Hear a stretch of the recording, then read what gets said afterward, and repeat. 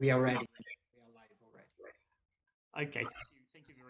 Je vous remercie. Mesdames et messieurs les représentants des partis à la Convention cadre pour la lutte anti-tabac et au protocole, nous sommes ravis de vous retrouver aujourd'hui, mesdames, messieurs les représentants des organisations intergouvernementales et des ONG, mesdames, messieurs les experts, mesdames, messieurs les participants. J'espère que vous serez satisfaits de ce webinaire. Bonjour, bon après-midi, bonsoir, où que vous vous trouviez. Bonjour salutations depuis le secrétariat à Genève. Je m'appelle Andrew Black. Je coordonne l'équipe pour l'assistance au développement au secrétariat de la Convention et je suis chargée d'animer ce webinaire sur le suivi et le traçage. Donc, bienvenue. Je suis ravie de vous accueillir à ce webinaire. Avant d'entamer la partie officielle de la réunion, je fais la synthèse des principaux éléments à connaître pour cette réunion virtuelle. Pour l'interprétation, eh bien, elle est assurée en arabe, chinois, anglais, français, russe et espagnol. En bas de votre écran, veuillez cliquer sur le bouton interprétation pour choisir votre langue et pour ne plus entendre la langue source. Pour les questions-réponses, vous avez une fonction que vous pouvez utiliser pour poser une question et nous attendons avec impatience vos questions. N'hésitez pas à les envoyer au fil du webinaire. Nous entendrons des présentations. Ensuite, vous pourrez poser des questions. Nous ferons de notre mieux pour répondre au plus grand nombre de ces questions lors de la séance questions-réponses. Veuillez utiliser la fonction chat, boîte de dialogue, si vous avez besoin d'aide, si vous rencontrez un problème quelconque pendant le webinaire, problème concernant l'interprétation, problème de son, etc. Donc à ce moment-là, veuillez utiliser la fonction chat si vous avez besoin d'un appui technique ou d'une quelconque assistance. Voilà, les annonces sont faites. Maintenant, je vais vous parler de ce webinaire qui fait partie d'une série de webinaires techniques assurés par le secrétariat de la Convention pour répondre à la demande en forte croissance de la part des parties à la Convention cadre et des parties au protocole. Demande de renforcement des capacités pour mieux comprendre la portée des défis qui nous attendent et qui sont posés par le commerce illicite des produits du tabac, assistance aussi pour mettre en œuvre les dispositions du protocole. Donc nous sommes là pour aider les parties à relever ces défis. Au nom du secrétariat de la Convention, je vous souhaite la bienvenue à ce webinaire qui a pour titre le suivi et le traçage des produits du tabac. L'importance qu'il y a à connaître les mouvements de produits. Nous espérons que d'ici la fin de la séance, vous connaîtrez mieux l'outil de suivi et de traçage comme instrument pour l'administration des taxes, pour mieux comprendre le suivi, le traçage de manière générale et pour savoir aussi ce que prévoit le protocole dans ce domaine. Vous connaîtrez aussi l'expérience de ceux qui assurent ce traçage et ce suivi au niveau des pays. Nous vous informons que le secrétariat de la Convention a reçu des informations selon lesquelles des tierces parties font la promotion de leurs activités et diffusent des informations au nom du secrétariat de la Convention. Nous en profitons pour redire que le secrétariat de la Convention ne représente aucune tierce partie, ne travaille avec aucune tierce partie et qui aurait des intérêts commerciaux ou des intérêts acquis dans l'industrie du tabac, ni avec quelconque acteur commercial qui fait affaire dans le secteur couvert par le protocole. Cela étant dit, je pense qu'il faut maintenant commencer notre webinaire et je suis ravie de pouvoir présenter le premier intervenant, M. José Eduardo Gutiérrez Ocio, qui est spécialiste en chef du secteur public à la Banque mondiale. Il va axer sa présentation sur l'appui au développement de ces systèmes de traçage et de suivi comme instrument pour l'administration des taxes. Merci beaucoup. Je vais partager mon écran.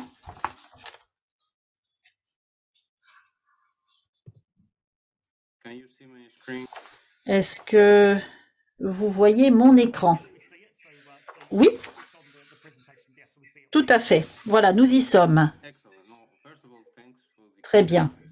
Tout d'abord, merci au secrétariat de m'avoir invité à ce webinaire fort intéressant.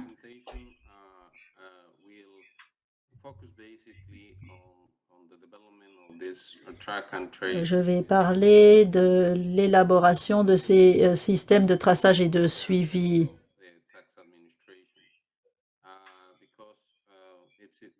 La perspective étant celle des administrations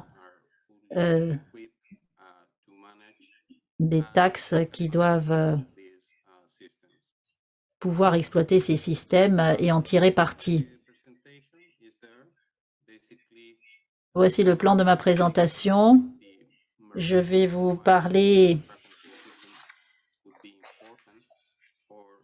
de l'importance de ces systèmes pour ces administrations. Je vais parler aussi de la politique de taxation des produits du tabac.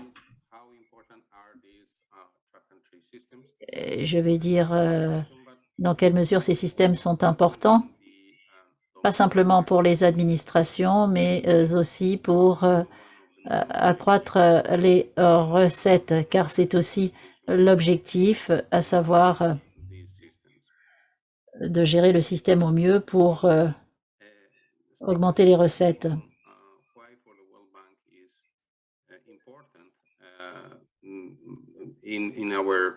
Pourquoi est-ce que c'est important pour la Banque mondiale? Lorsque nous intervenons, nous faisons la promotion de ce type de système pour améliorer le DRM des pays. Ensuite, je vais dire quelles sont les difficultés que nous rencontrons et quels sont les enseignements que nous en avons tirés. Alors, pour ce qui est du contexte et du postulat de départ, nous avons des marchandises qui ont certaines caractéristiques et qui peuvent faire l'objet de ce type de suivi ou de traçage. Ces marchandises peuvent faire l'objet d'un commerce illicite, d'où l'intervention éventuellement des services des douanes. Il est très difficile de lutter contre le commerce illicite des produits du tabac, de l'alcool, très difficile de lutter contre la contrebande. Vers les années 2000, en Bolivie par exemple, on était intervenu à ce niveau-là avec une refonte du système douanier. Et ce fut très intéressant parce qu'il y avait un phénomène très important de contrebande.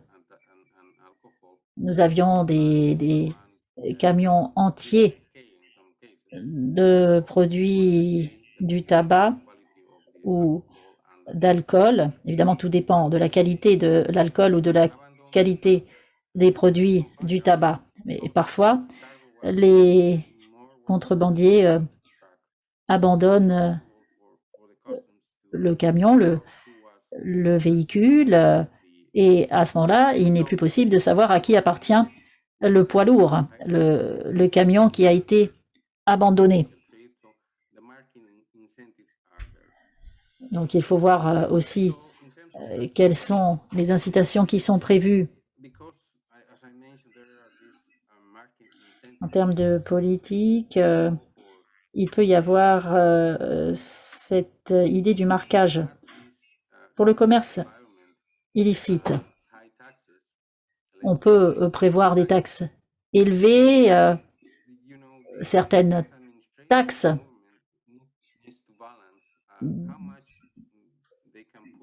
nous avons le principe du timbre fiscal, mais comment arriver au point d'équilibre pour faire en sorte que le commerce illicite devienne licite? Tout dépend du pays dans lequel on se trouve, tout dépend des marchandises. Il y a des marchandises dites sensibles, mais c'est très complexe. On peut prévoir des droits plus élevés sur certaines marchandises, mais ensuite il faut voir s'il y a une industrie nationale dans le pays qui produit ces marchandises. Parce qu'à ce moment-là, les pressions seront fortes. Alors, il faut voir aussi quelles sont les conditions institutionnelles. Là, plusieurs solutions, mais cela reste complexe. La politique de taxation doit aussi tenir compte des répercussions sur la santé publique, à savoir combien est-ce que le gouvernement dépense sur ce front-là.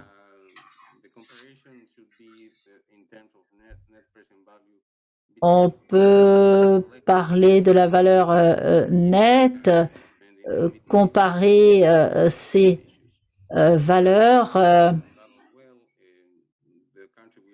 et en fonction de cela, voir quelles sont les recettes qui peuvent être perçues par le biais de ces droits, par le biais de ces taxes. Mais en fonction du marché, en fonction de la qualité des marchandises, cela peut être complexe et la politique de taxation peut être difficile à appliquer. Il peut y avoir des problèmes de recouvrement des recettes. Pour l'administration,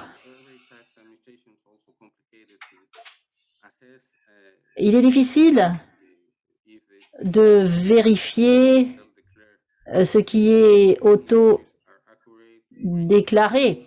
Comment vérifier l'exactitude des déclarations quant à la production, quant aux ventes?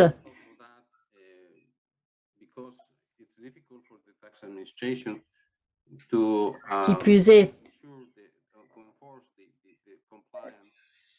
il est aussi difficile de faire respecter la loi. Évidemment, l'administration des douanes peut collecter les droits, les taxes au moment du franchissement du poste de douane. Mais cela ne fait qu'ajouter à la charge. Les douanes peuvent exercer leur contrôle sur certaines marchandises, mais cela a un coût aussi. Et c'est là que ce peut être intéressant pour ceux qui se livrent à la contrebande. À quel point ces systèmes de suivi et de traçage sont importants? Eh bien, ils sont extrêmement importants. Si les pays recourent à ce type de système, à ce type de solution, il faut quand même remplir un certain nombre de conditions. Vous les avez à l'écran. Des données sécurisées, un code d'activation. Mais le plus important, c'est que les systèmes administratifs aient conscience du niveau de production, connaissent les ventes. Et ensuite, il faut que l'administration puisse faire respecter la loi et qu'elle sache quelle marchandise est licite et laquelle ne l'est pas. Au début, je me disais, mais voilà qui est intéressant. Le problème, c'est de fixer le rôle de chacun, et notamment le rôle de l'administration. Parce qu'avec les systèmes de suivi de traçage, nous avons des informations exactes qui permettent à l'administration de savoir de quoi il retourne.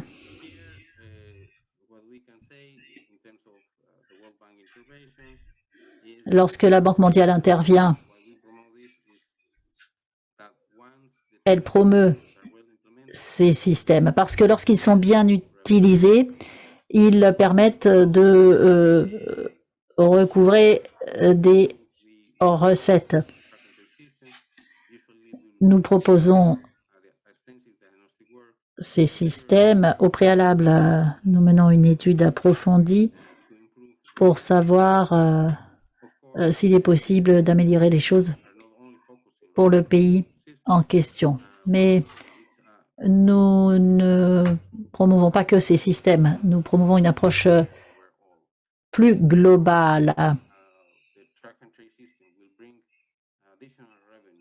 Si le système de suivi de traçage permet de générer davantage de recettes, ensuite c'est validé.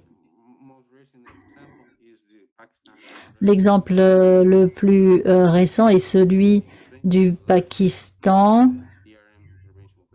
Pour nous, c'était l'une des interventions les plus importantes. 320 millions, voilà pour le décaissement. Et ça, c'était le résultat attendu. Si on atteignait la cible, eh bien, c'était reconnu par la Banque mondiale. Pour notre indicateur de DLI, et là, on s'est servi du système de suivi de traçage pour le ciment, l'acier, donc ça ne concerne pas que le tabac. Les difficultés rencontrées.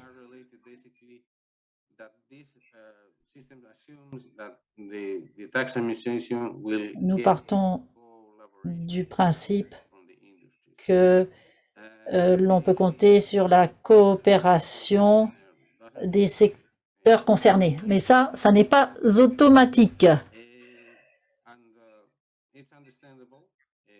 Ce qui se comprend.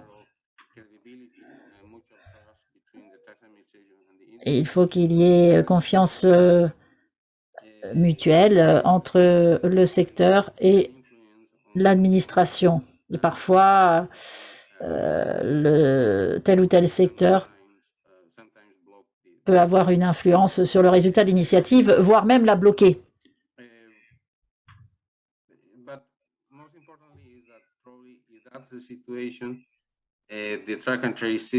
Et le plus important, c'est que ces systèmes ne devraient pas être présentés comme une question qui intéresse uniquement ce type d'administration, mais le gouvernement dans son ensemble, parce que c'est un secteur entier qui est concerné, avec les emplois qui sont générés, et le gouvernement doit se positionner. Les enseignements que nous en avons tirés, même si ces systèmes sont l'objectif, sur le long terme, il est parfois difficile de les mettre en place dans un premier temps pour des raisons d'ordre économique ou politique.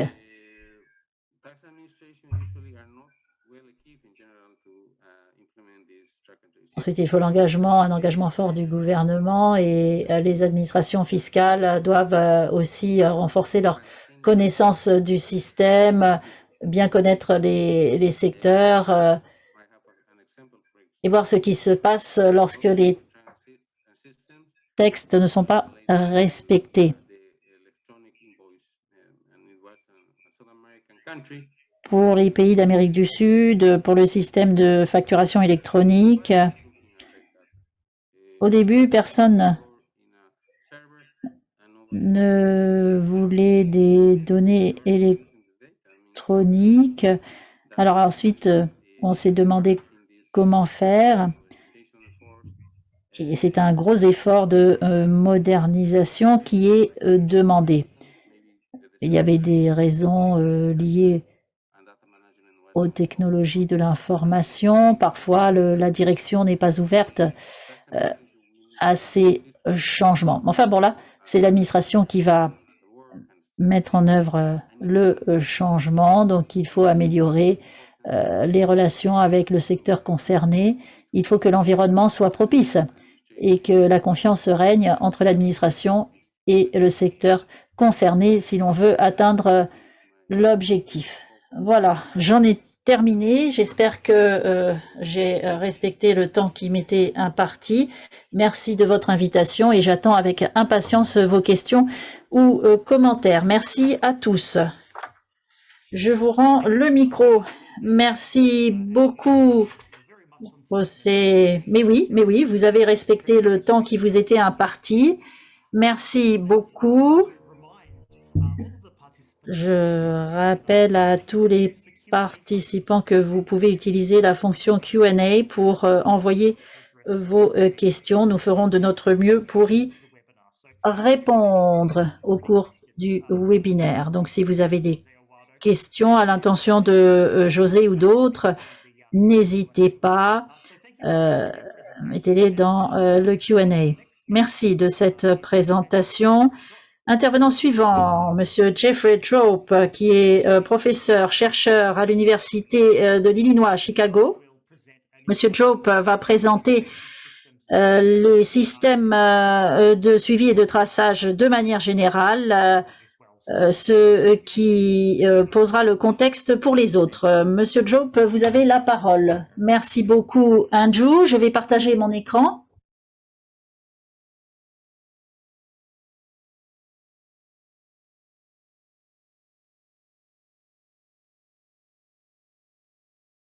Sorry, just trying to find slide mode.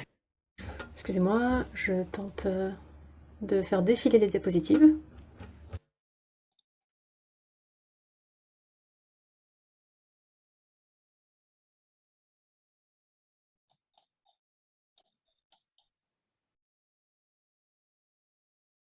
Hold on a second, I've got a little technical issue here. One moment, please. Excusez-moi, je rencontre une difficulté d'ordre technique. Accordez-moi un bref instant. Jeff, tout en bas, juste à côté du bouton Zoom, il y a cette image. Il vous permet de projeter votre écran. De l'autre côté, à gauche de la fenêtre Zoom, vous voyez une icône. Je vous prie de m'excuser. Le problème que je rencontre est lié au fait que Zoom occupe l'ensemble de mon écran. Vous pouvez voir mon écran, mais j'ai un petit peu du mal à sortir du mode plein écran. Malheureusement, voilà la difficulté que je rencontre actuellement. Accordez-moi un bref instant. Jeff, le bouton apparaît également tout en haut de la fenêtre et il y a l'image d'une disquette électronique façon un peu vieille école. Merci beaucoup pour votre aide. Malheureusement, vous ne voyez pas mon écran car on ne voit pas exactement la même chose de votre écran au mien. Excusez-moi, monsieur, c'est l'assistance technique de l'OMS. Vous pouvez sortir du mode plein écran. Vous pouvez mettre votre diapositive en mode plein écran, puis vous utilisez le mode Alt Tab. C'est parfait, Jeff. Votre écran s'affiche parfaitement. Merci à l'assistance technique de l'OMS. Je vous prie de m'excuser. Dans tous les cas, merci beaucoup au secrétariat de m'avoir convié à présenter cette présentation aujourd'hui. Je vais vous donner un aperçu très bref et nous allons adopter une vue d'ensemble des systèmes de suivi et de traçage. Et je l'aborde de mon point de vue universitaire en tant que professionnel également. Je travaille beaucoup dans le domaine des politiques fiscales qui s'appliquent au tabac. Et différents pays ont différents systèmes, des systèmes qui fonctionnent bien, des systèmes qui sont plus en difficulté. Mais il y a également des pays qui n'ont pas de système. Et ce que je peux vous dire aujourd'hui d'expérience, c'est que les pays qui ont des systèmes qui fonctionnent bien leur permet de consolider leur politique fiscale en matière de tabagisme. Donc, je suis personnellement un fervent partisan de ces systèmes.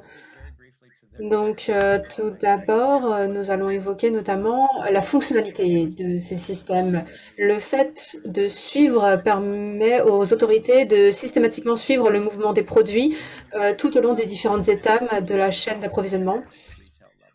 Donc, ça permet de suivre le produit tout au long de la chaîne. Le traçage, c'est une dynamique opposée. Cela permet de reconstituer l'itinéraire qui a été suivi par le produit. Donc, cela permet de voir un produit qui a été vendu et on devrait pouvoir remonter cette chaîne d'approvisionnement au point d'origine jusqu'au point de production.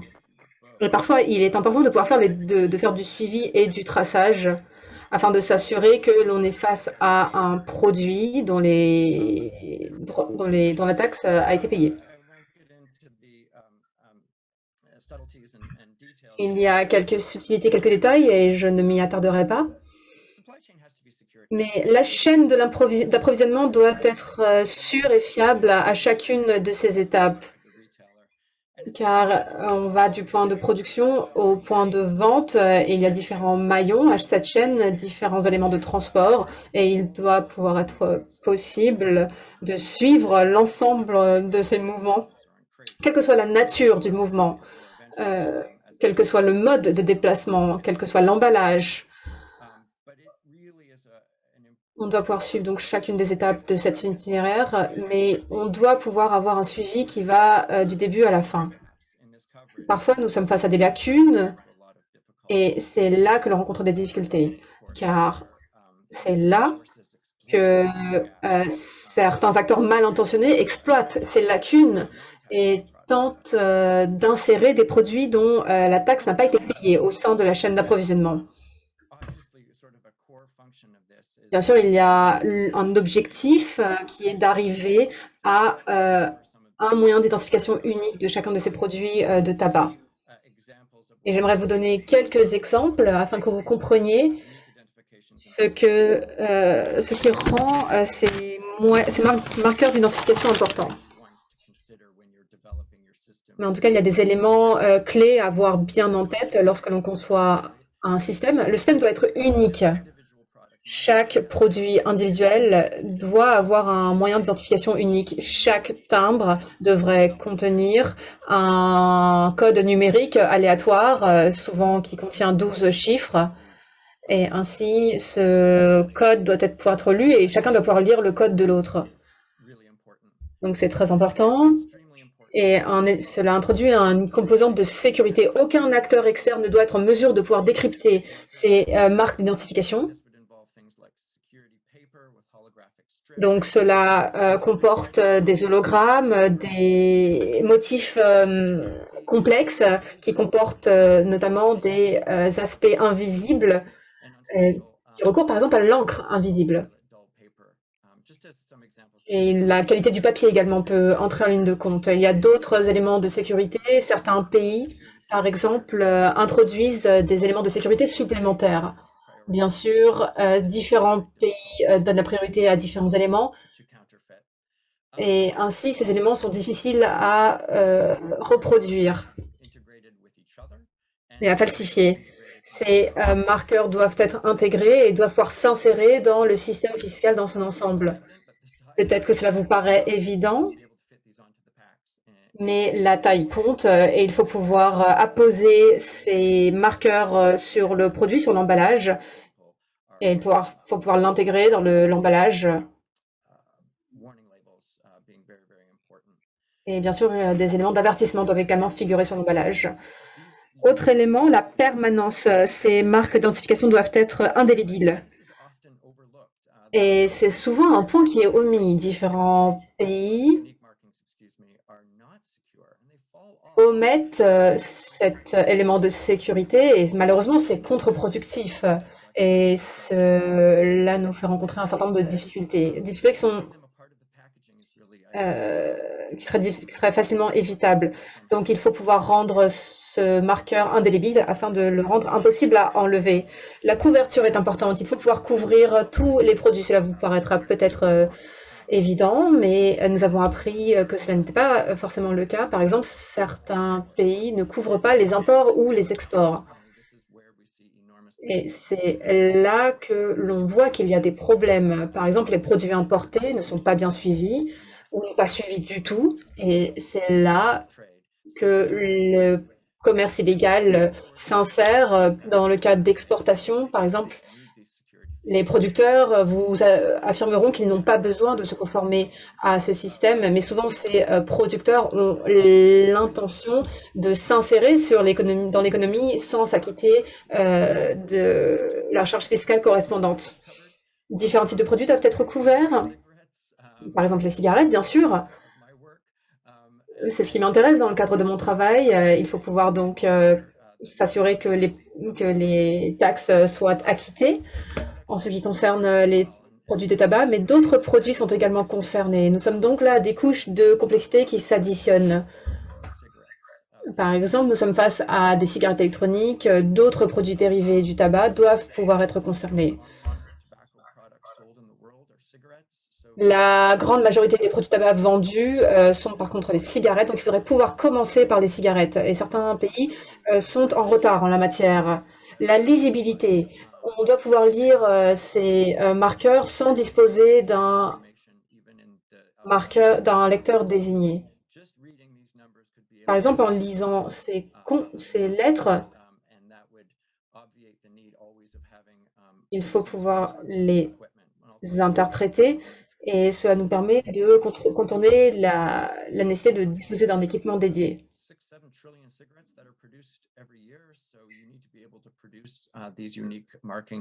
Bien sûr, ces marquages spécifiques doivent pouvoir être produits et nous devons pouvoir également nous assurer que ces marquages soient rentables. Cependant, c'est un peu moins important car ces coûts sont répercutés sur les producteurs eux-mêmes et ne relèvent pas de la responsabilité des gouvernements. Donc, en ce qui concerne le timbre fiscal, des nombres s'affichent, ces chiffres comportent un certain nombre d'informations, par exemple le type de timbre, la marque, la date de production. La chaîne de production doit également pouvoir être affichée et l'origine du manufacturier doit également pouvoir être connue. Donc ces chiffres sont extrêmement importants et une fois de plus, ils doivent pouvoir être intégrés d'un point de vue national et en ultime instance, ils doivent également être intégrés au niveau global et nous y reviendrons. En ce qui concerne le suivi et la traçabilité, il faut pouvoir se concentrer sur le producteur. C'est le début de la chaîne d'approvisionnement.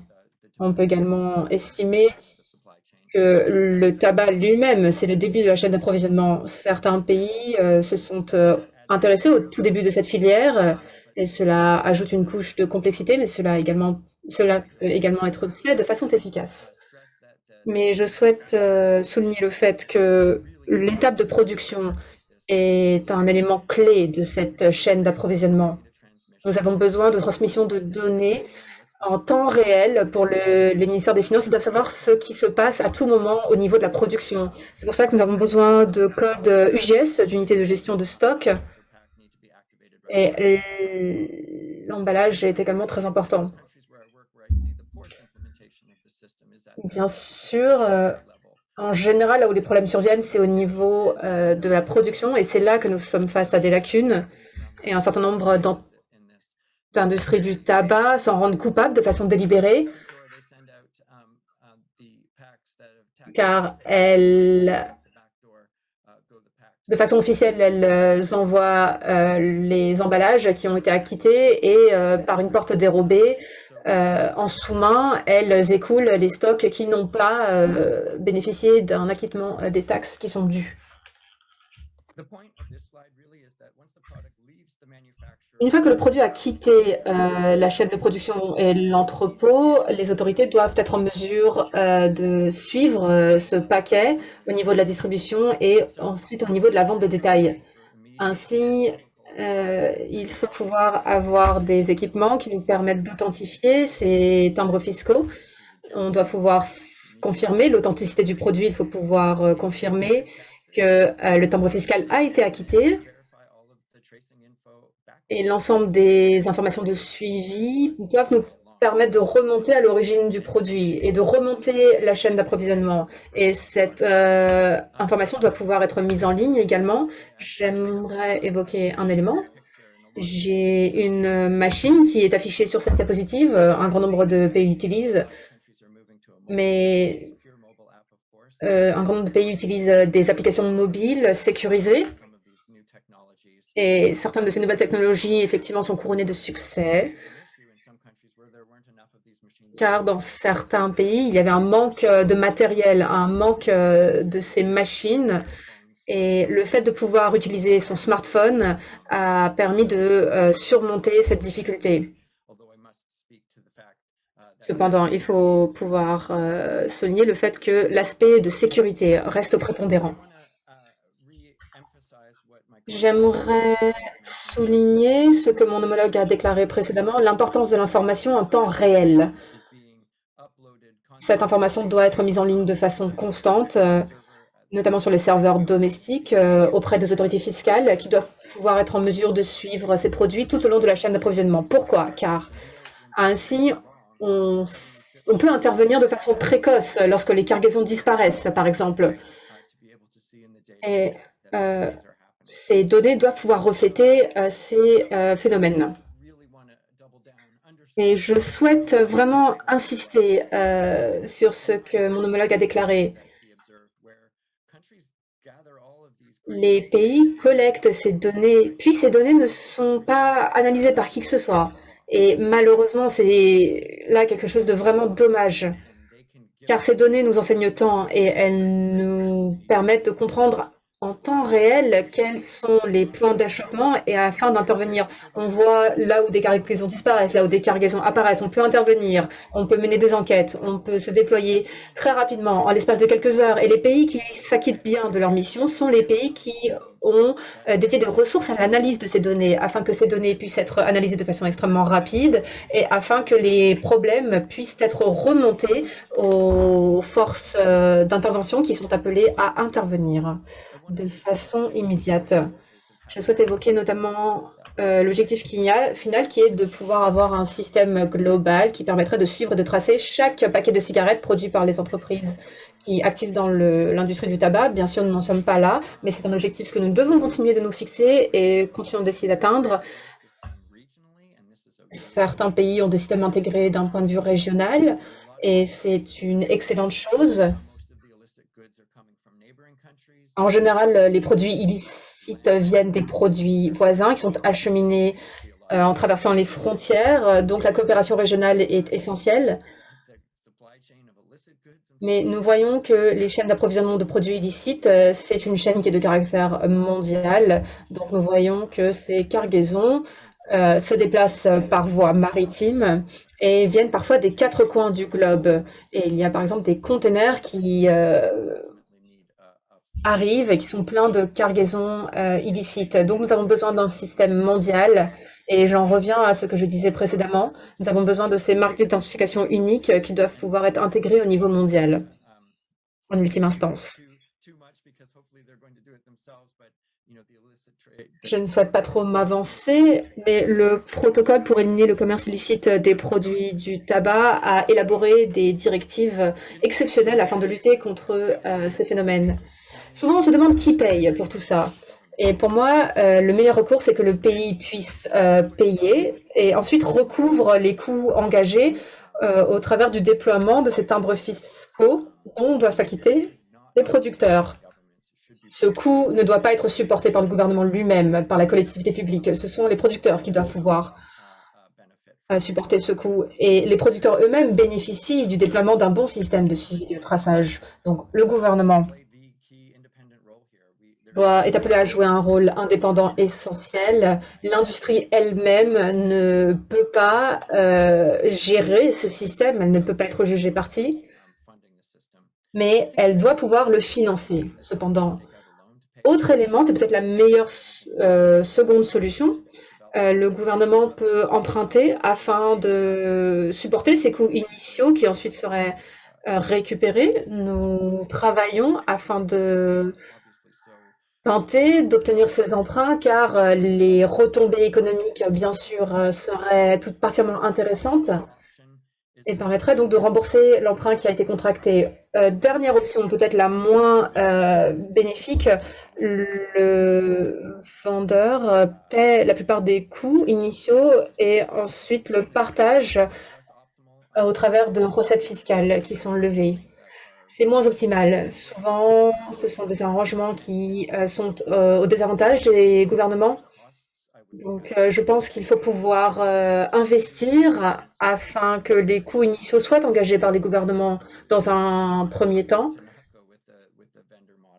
Et il ne faut pas se tourner, je pense, vers ce dernier modèle. Pratique problématique. Et c'est un élément auquel j'assiste et qui concerne un certain nombre de pays.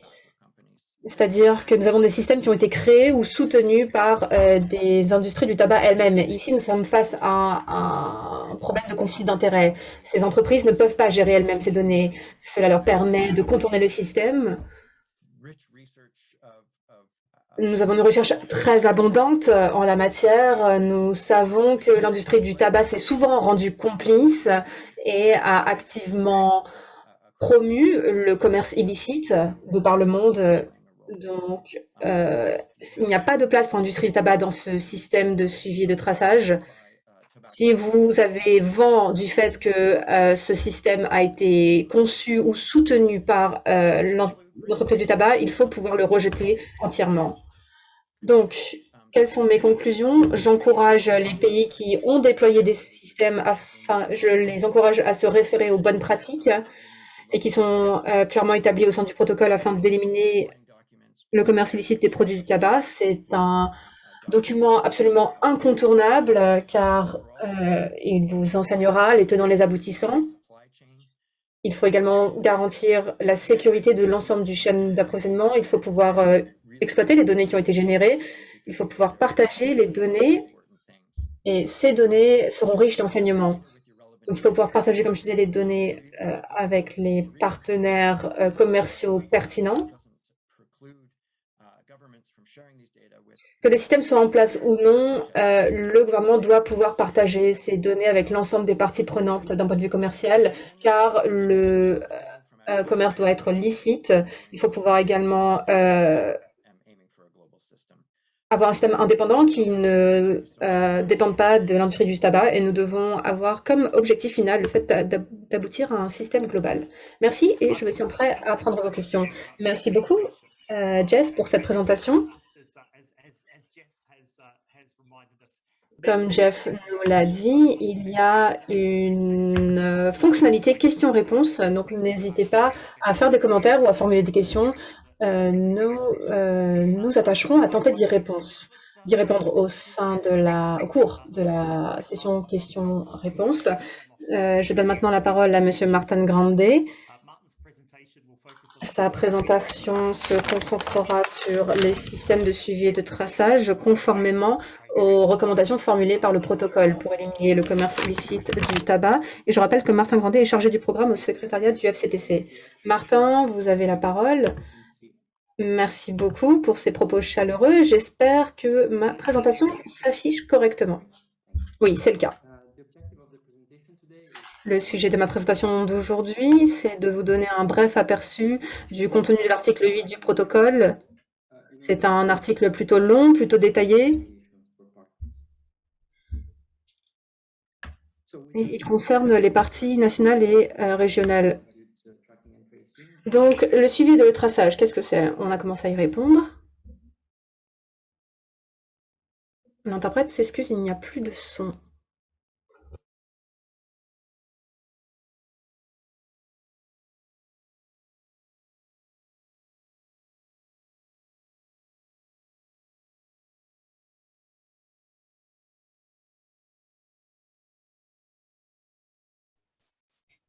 Martin, sorry, I think we lost your Martine, je suis désolée, le son a été coupé. Est-ce que vous pouvez recommencer du début?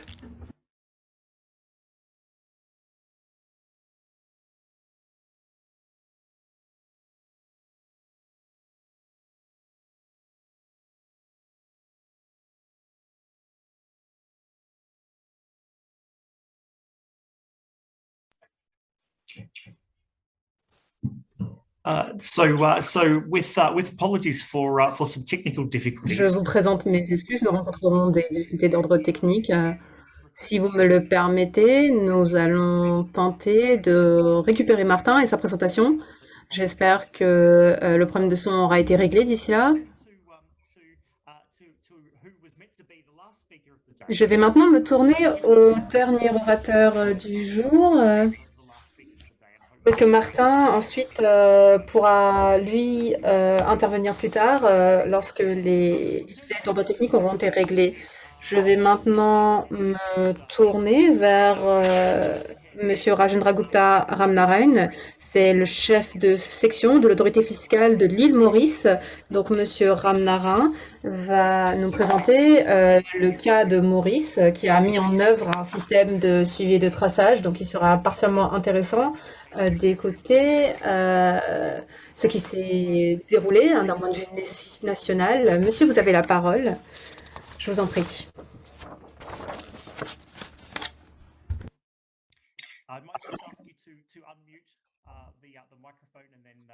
Votre micro est fermé, monsieur. Est-ce que vous pouvez l'ouvrir? Ensuite, nous vous entendrons mieux. Merci beaucoup. Merci. Je vous souhaite une bonne journée, où que vous soyez dans le monde. Merci. Avant tout, je remercie l'OMS de me donner l'occasion de présenter ce travail qui a été effectué dans la mise en œuvre d'un système d'application de timbres fiscaux sur les produits de tabac. Donc, je vais partager avec vous mon écran.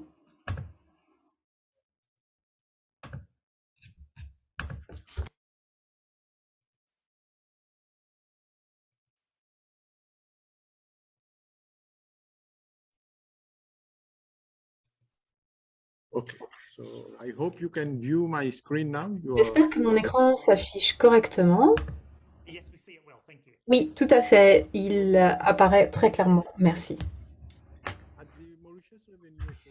Donc, je vais d'abord vous présenter l'autorité fiscale de l'île Maurice. Pour ceux qui ne le savent pas, nous sommes une petite île qui se trouve dans l'océan Indien, qui se trouve donc à l'est de l'île de Madagascar, afin que vous voyez à peu près où nous sommes dans le monde.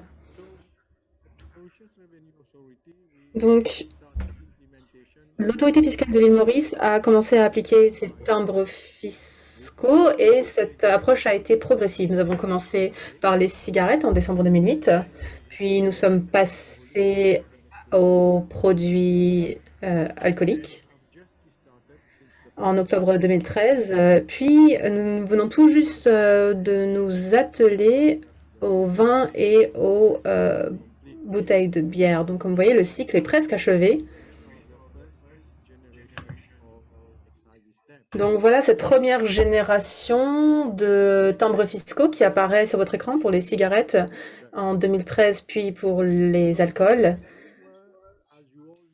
Donc comme vous le savez, nous avons mis en place ce système afin de lutter contre la contrebande et la contrefaçon des produits de tabac, afin de faciliter le commerce, afin de promouvoir un commerce légal et afin de lutter contre le commerce illicite, afin d'accroître nos recettes fiscales et afin également de consolider la confiance du consommateur qui peut compter sur le caractère authentique de ce produit désormais.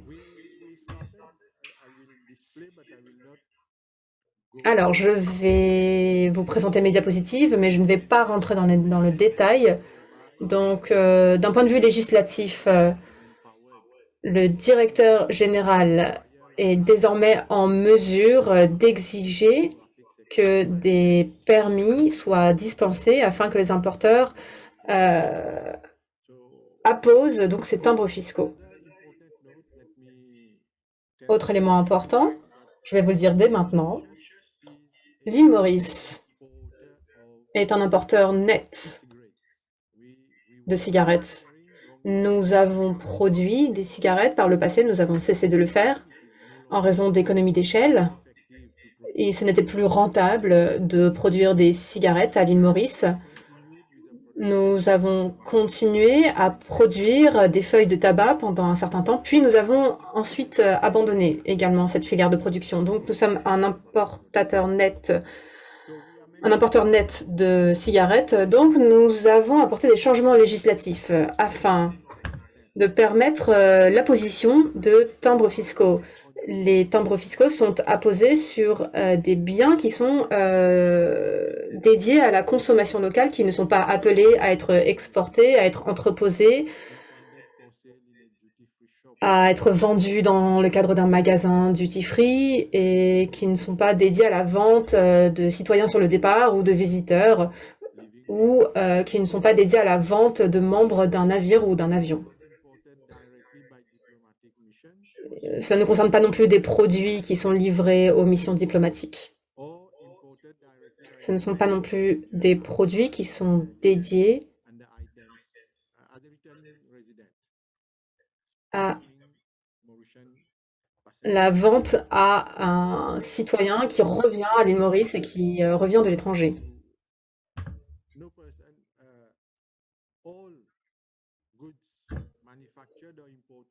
Ainsi, tous les biens importés à l'île Maurice, dont les cigarettes, doivent avoir un timbre fiscal qui lui soit apposé.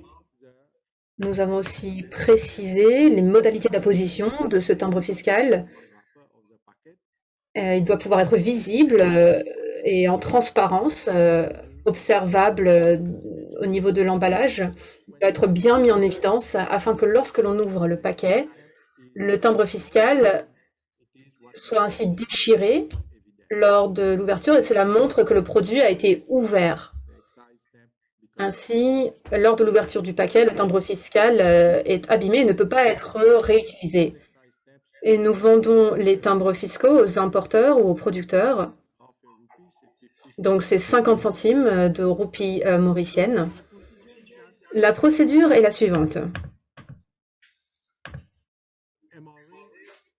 L'autorité fiscale de l'île Maurice fournit le timbre fiscal pour une durée de vie de 2 ans et les importeurs de cigarettes achètent ce timbre fiscal sous la forme de feuilles ou sous un format prédécoupé avant importation de cigarettes. Ils doivent nous prévenir 60 jours avant importation du produit. Et puisque les cigarettes ne sont pas produites sur l'île Maurice, ces timbres fiscaux doivent être achetés en avance afin que le timbre fiscal puisse être envoyé au producteur qui se situe sur le lieu de production. Donc ce timbre fiscal est apposé sur les cartouches de façon visible, comme je l'ai précisé, et comme la loi le veut, le stipule. Ainsi, ce timbre fiscal est apposé Ensuite, l'emballage est mis sous plastique.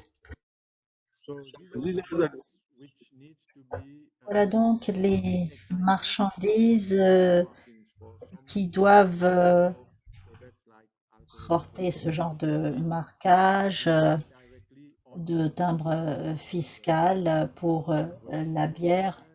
Par exemple, les boissons alcoolisées, volume de la production, état de la production, conditions de la production. Outre le timbre fiscal, nous devons gérer le timbre. À chaque fois qu'il y a achat de timbre fiscal, il faut qu'il y ait restitution du timbre lorsqu'il a été utilisé, endommagé ou stocké.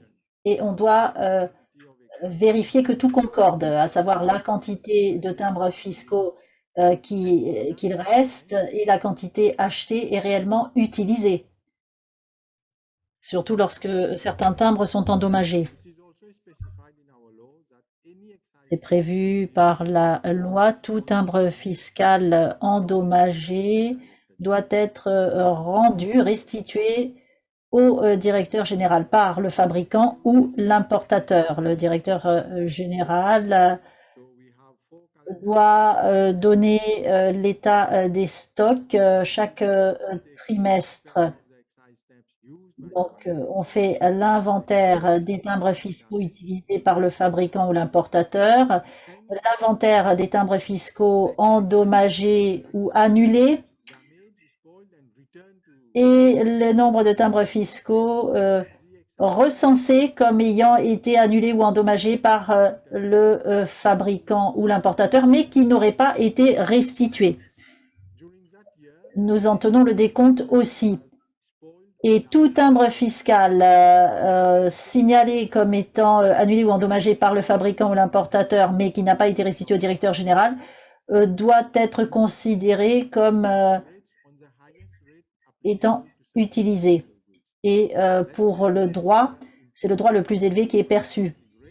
Si vous avez deux marques de cigarettes et que pour une marque, vous payez davantage que pour l'autre, eh bien, vous devez régler les droits, mais à la valeur la plus élevée, simplement pour décourager les importateurs et les fabricants d'utiliser à mauvais escient ces timbres fiscaux. Et pour éviter tout problème, c'est une législation que nous avons et qui est en vigueur.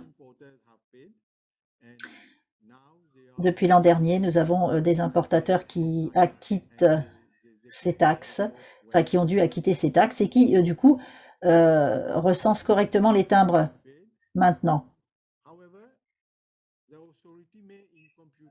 Cela dit, l'autorité fait les calculs pour les droits et taxes à payer pour les timbres annulés ou endommagés qui n'ont pas été restitués. Et on a une tolérance de 1% pour la fabrication de cigarettes, parce que lorsque le timbre fiscal est apposé par la machine, parfois ce peut être absorbé par la machine qui détruit le timbre fiscal. Donc on a cette tolérance, cette marge de 1% par année civile. Si les timbres fiscaux endommagés non restitués à l'autorité dépassent cette tolérance de 1%, il faut acquitter des droits. Donc, pour tout ce qui va au-delà des 1%. En deçà des 1%, rien à acquitter.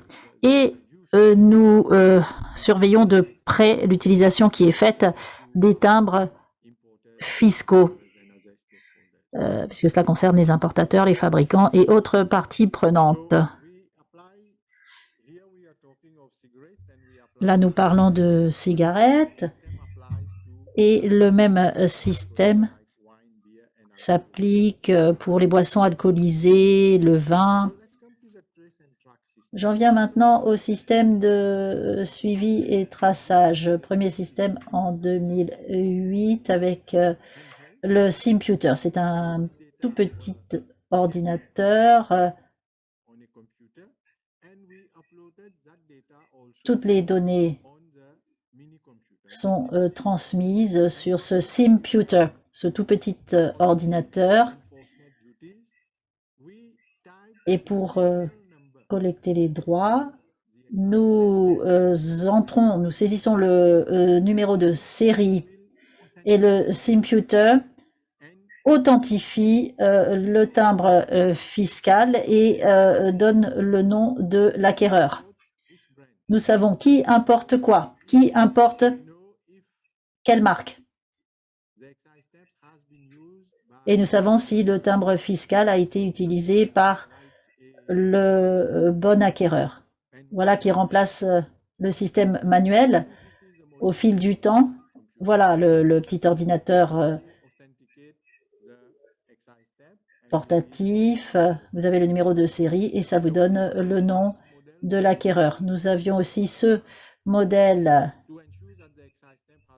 pour vérifier que le timbre n'a pas été reproduit. C'était le lecteur d'hologramme. Mais nous avons maintenant la nouvelle génération de timbres fiscaux avec les codes QR. Donc, c'est beaucoup plus facile pour le traçage et le suivi. La base de données se trouve au siège et les responsables utilisent des smartphones. Ensuite, vous avez un dispositif portable pour la lecture du code QR. On passe par une application pour la base de données. Vous passez par l'Internet. Les données sont disponibles par le biais de l'Internet. Ainsi, le timbre fiscal est authentifié. On donne le numéro de série et ça indique aussi l'auteur de l'achat du timbre fiscal. Donc, nous savons qui importe quelle marque de cigarette et nous savons très vite si le timbre fiscal a été utilisé à mauvais escient par un autre acquéreur. Voilà ce que nous faisons, voilà quelle est notre expérience. Ça nous a beaucoup aidé à réduire le commerce illicite. Je n'ai pas les statistiques pour la détection des importations illicites, mais nous savons que ces importations sont bien moindres qu'auparavant. Et nous avons pu collecter de nouvelles recettes et ça se stabilise maintenant. En termes de quantité importée, outre le système de suivi et de traçage, notre système de gestion des timbres fiscaux a permis de stabiliser le niveau des recettes et d'abaisser le volume du commerce illicite des produits du tabac. Voilà, je crois que j'ai été plutôt rapide.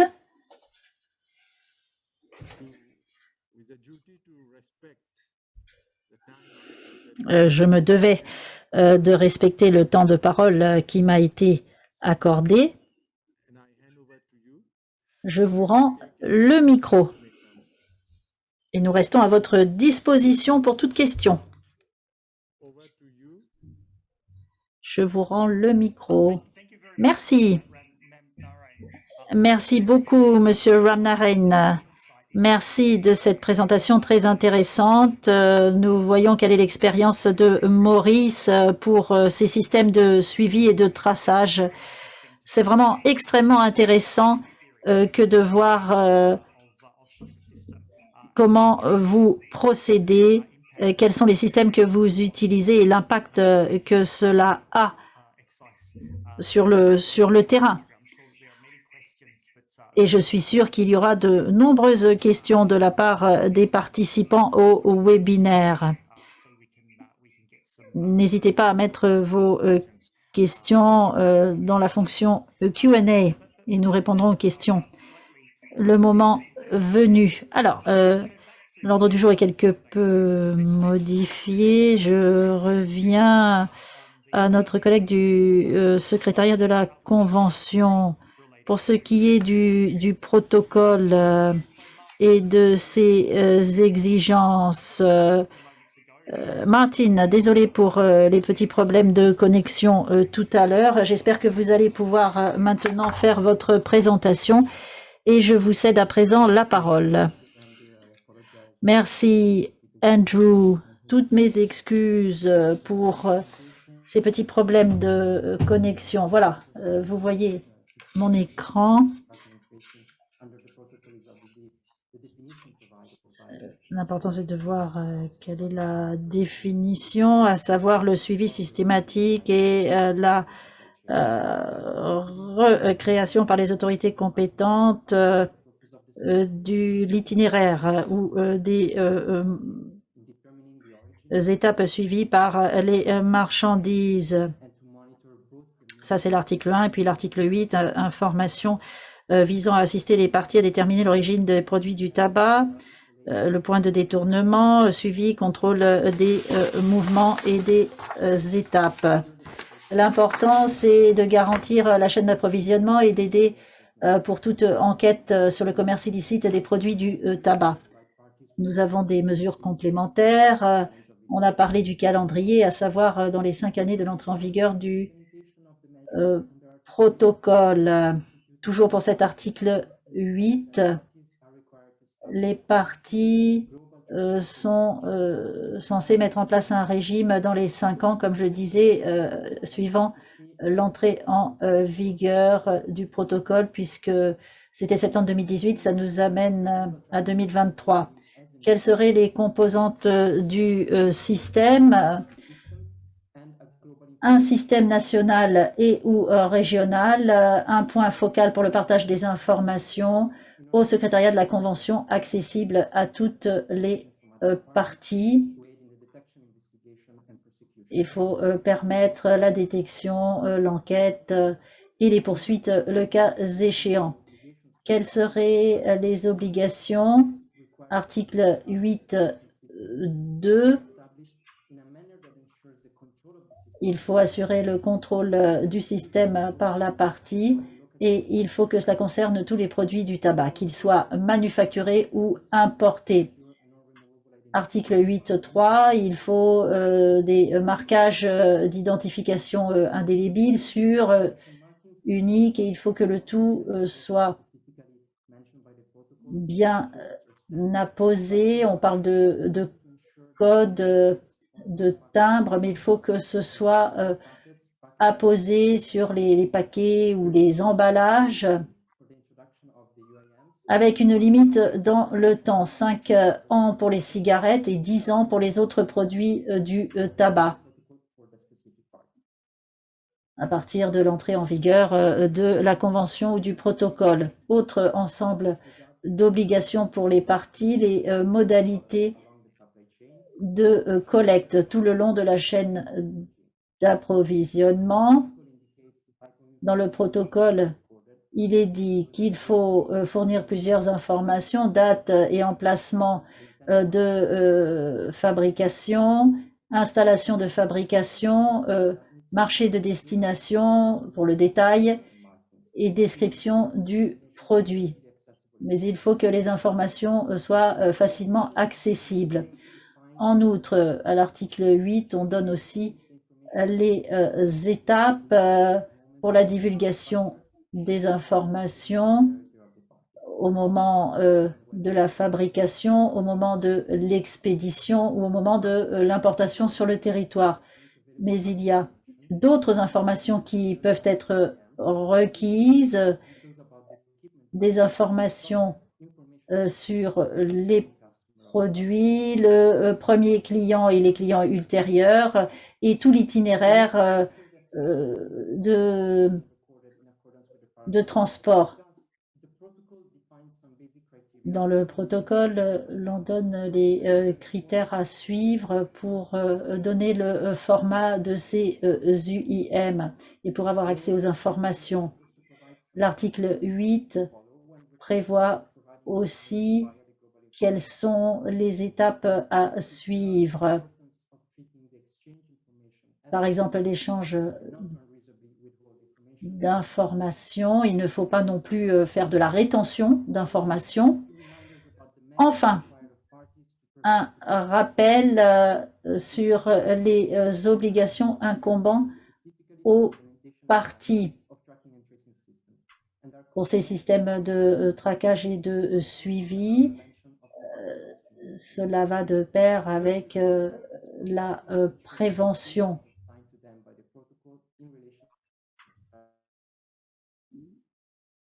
Les interprètes signalent que le son est interrompu.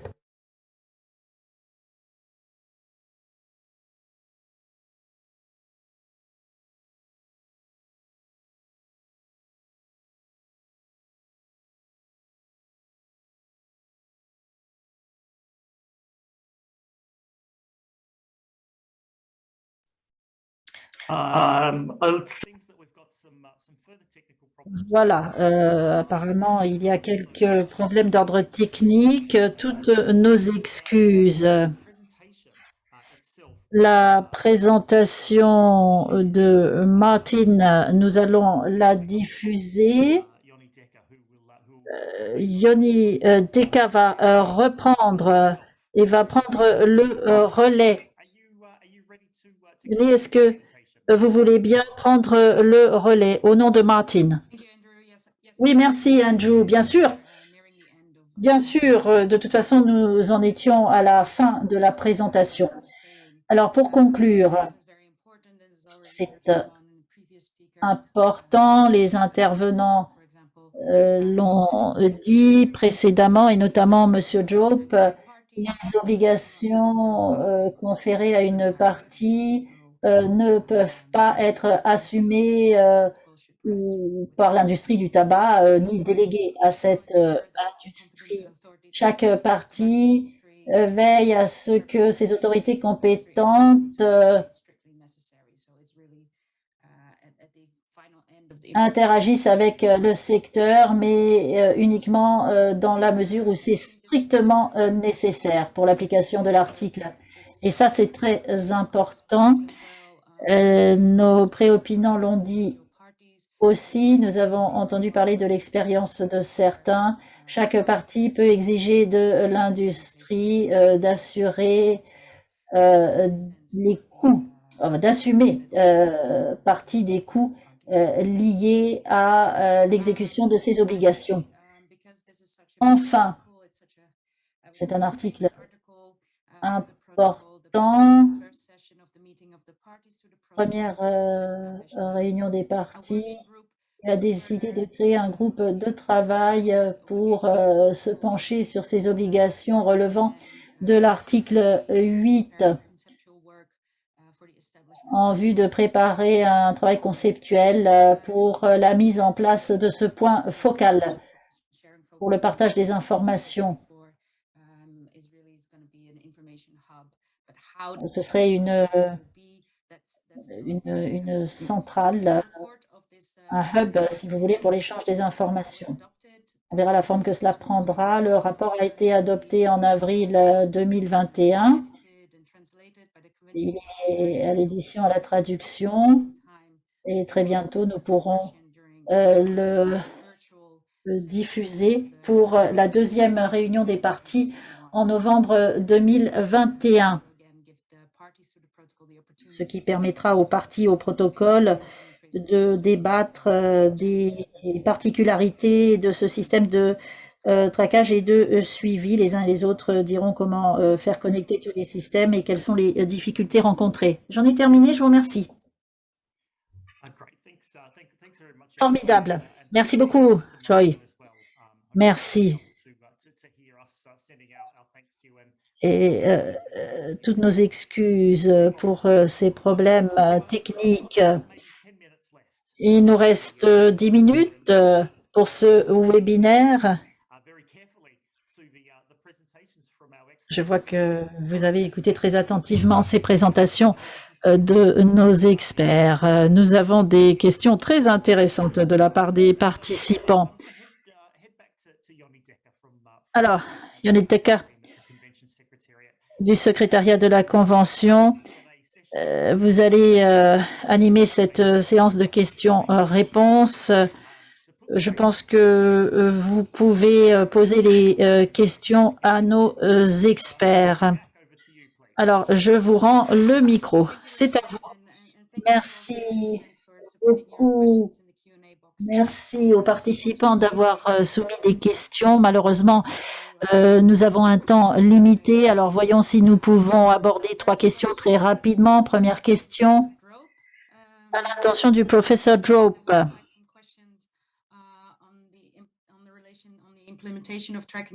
Sur la mise en œuvre des systèmes de suivi et de traçage et le lien avec l'industrie du tabac. L'industrie a besoin d'utiliser ces systèmes, mais en même temps, ça peut être source de commerce illicite. Ah oui, alors ça c'est la question à $1 million.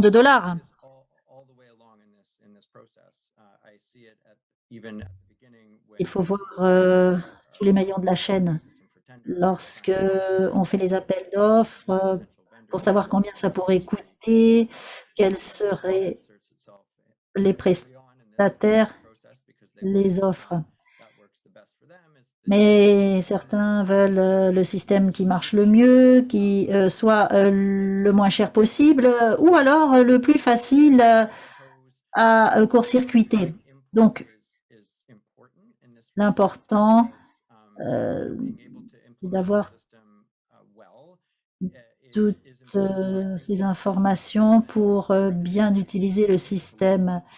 L'administration fiscale, le service des taxes doit tenir compte des avis exprimés, mais il faut bien aussi savoir que certains avis ne doivent pas être pris en compte. Nous savons très bien quels sont les systèmes qui fonctionnent et quelles en sont les caractéristiques. Alors, ne nous soucions pas trop de l'avis de l'industrie. Maintenant, pour ce qui est de la participation du secteur, oui, ça c'est nécessaire. Nous avons besoin qu'ils coopèrent, évidemment. Mais, comme je l'ai dit, nous avons là parfois des groupes qui essaient de court-circuiter le système. Et là, j'utilise un doux euphémisme. Donc,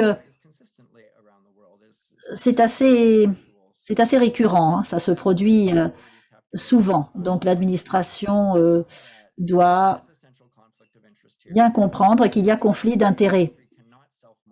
En l'occurrence, ce n'est pas l'industrie qui peut assurer le contrôle. Donc, il faut un système qui puisse être surveillé de près. Il faut surveiller de près ce que fait l'industrie. Mais évidemment, il faut aussi que le secteur participe, que les fabricants jouent le jeu, entre guillemets, et ce, tout le long de la chaîne.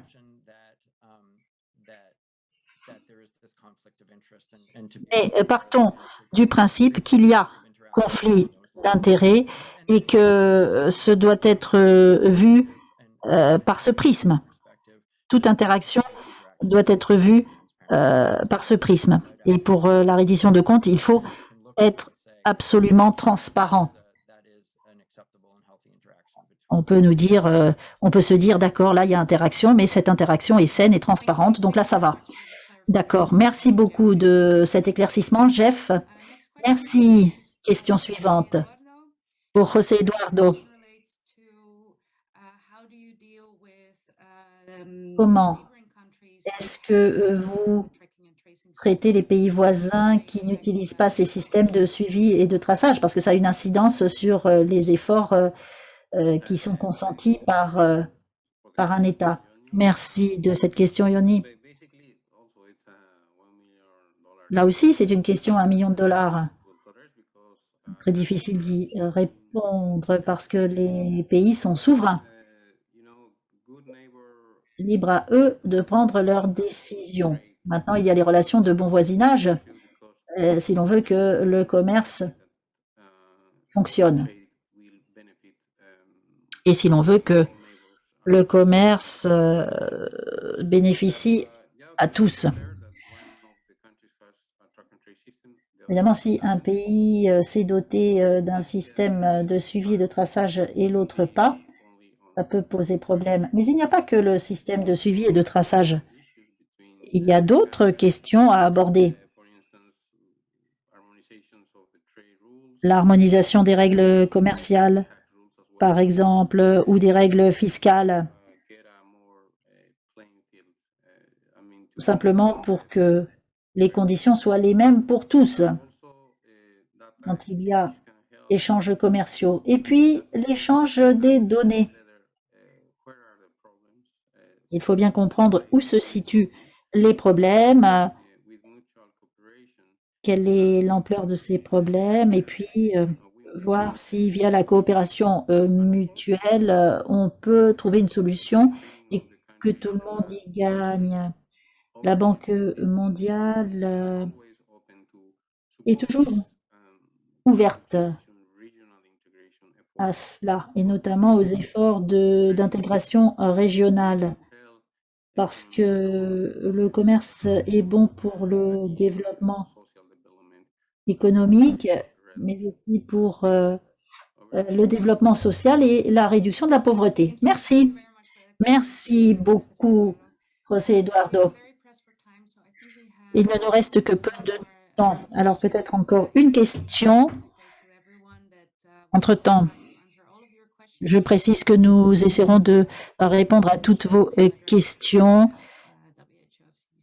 et veuillez les envoyer à l'adresse du secrétariat. Tout ce qui figure dans le chat, ce sera traité. Donc, l'adresse pour le protocole. Monsieur Ramnarain, vous avez fait une excellente présentation sur l'expérience de votre pays, à savoir comment Maurice aborde ce type de système.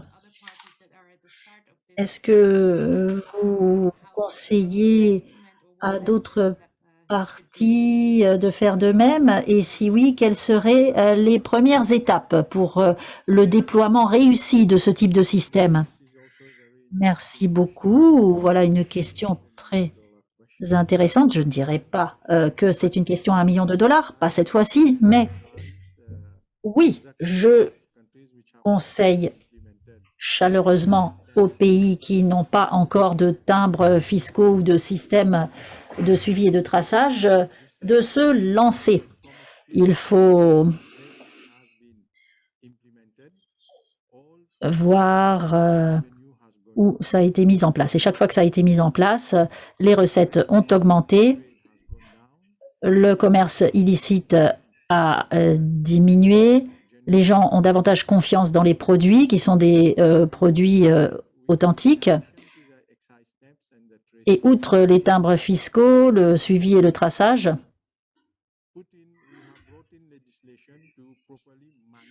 il y a la législation à promulguer pour suivre les timbres fiscaux. Avant l'importation de cigarettes, chez nous, le ministère autorise l'importation. Donc le ministère s'occupe de l'emballage, de l'étiquetage, parce que nous avons aussi une réglementation, un bureau de réglementation des produits agricoles. Et c'est lui qui délivre l'autorisation d'importer des cigarettes et qui suit le mouvement de ces marchandises depuis l'exportateur jusqu'à l'entrepôt. Évidemment, les douanes font leur travail et collectent les droits. Mais si je parle de notre expérience et de l'expérience d'autres pays qui ont suivi ce modèle, avec ce système, vous pouvez suivre le mouvement de ces marchandises, générer des recettes supplémentaires et avoir en circulation des produits authentique, sans risque pour la santé des consommateurs. Les cigarettes, en soi, c'est nocif pour la santé, mais si vous fumez des cigarettes contrefaites, ce sera encore pire. Voilà, je vous remercie. J'espère avoir répondu à la question. Maintenant, si, comme vous l'avez dit, il y a d'autres questions, j'y répondrai volontiers par courriel. Merci. Thank you so Merci beaucoup. C'était là un point particulièrement important et il fallait le signaler. Je crains malheureusement que le délai qui nous était imparti est écoulé, mais bien sûr, nous nous tenons prêts à votre disposition afin de répondre à vos questions par email. Et pour le propos de clôture, je rends la parole à Andrew. Andrew, vous avez la parole. Well, thank you very much, Yoni, for taking us through the. Merci beaucoup, Yoni, d'avoir animé cette session de questions-réponses. Merci, bien sûr, à l'ensemble des experts qui sont intervenus et qui ont bien voulu répondre aux très nombreuses questions qui nous ont été soumises au cours de notre webinaire. Donc, je pense qu'il me reste approximativement 30 secondes pour ponctuer ce webinaire d'une conclusion. Donc, nous avons évoqué ce système de suivi et de traçage. Nous l'avons abordé de façon générale. Nous avons évoqué ses bienfaits, les avantages de la mise en œuvre d'un tel système. Nous avons évoqué le fait que le suivi et le traçage peut s'appliquer aux produits du tabac afin de faciliter la mission des autorités fiscales et afin de sécuriser la chaîne d'approvisionnement des produits du tabac. Et nous avons entendu le cas particulièrement enthousiasmant de l'île Maurice, où le système de suivi et de traçage a été appliqué et a été couronné de succès. Et c'est une grande réussite de l'autorité fiscale mauricienne. Donc, je souhaite remercier l'ensemble de nos experts qui sont intervenus aujourd'hui. Merci d'avoir répondu à certaines des questions qui nous ont été soumises et j'aimerais tout particulièrement remercier l'ensemble de ceux qui se sont joints à nous. Où que vous soyez dans le monde, nous espérons que ce webinaire vous aura été instructif et utile. Et j'espère que ce webinaire vous permettra en tant que partie, de mieux mettre en œuvre le protocole au sein de vos pays respectifs. Je vais également remercier nos interprètes qui vous remercient en retour. Merci de nous avoir permis de communiquer entre nous et je remercie également nos collègues techniciens pour leur soutien indispensable. Merci d'avoir contribué à l'organisation de ce webinaire. Je souhaite également exprimer toute ma reconnaissance aux collègues qui travaillent au secrétariat et qui ont travaillé dur pour l'organisation de ce webinaire aujourd'hui. D'ici peu, nous vous communiquerons les détails qui porteront sur nos prochains webinaires, qui porteront toujours sur ce protocole. Donc, n'hésitez pas à consulter nos sites internet, nos réseaux sociaux et n'hésitez surtout pas à nous envoyer un email si une question vous taraude à l'issue de ce webinaire ou si vous avez toute autre question portant sur le protocole ou sur la convention cadre de l'OMS pour la lutte anti-tabac de l'OMS. Donc, nous sommes toujours ravis de pouvoir avoir vos retours. Donc, n'hésitez surtout pas à vous manifester. Je vous rappelle que l'enregistrement de ce webinaire sera bientôt publié dans les 6 langues. Ce sera publié sur la page YouTube du secrétariat. Donc, sur ce, je vous prends congé, je vous remercie. Et je vous remercie d'avoir bien voulu participer à ce webinaire. J'espère qu'il vous aura été utile et nous espérons vous revoir très bientôt. Je vous remercie. Au revoir.